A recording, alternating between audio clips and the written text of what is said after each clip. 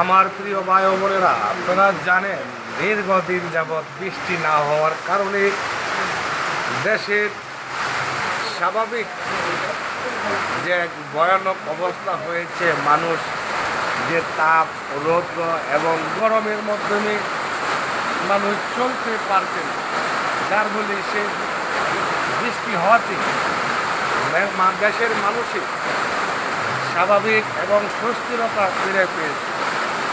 আমরা বলতে চাই, আজকের শুধু বৃষ্টি তাই না, দেশের মানুষের যে শান্তি, দেশের মানুষের যে ভালো, দেশের মানুষের এক শান্তি প্রতিষ্ঠার মধ্যে শান্তি বিরোধময় অবস্থার মধ্যে দিয়ে জীবন চলছে।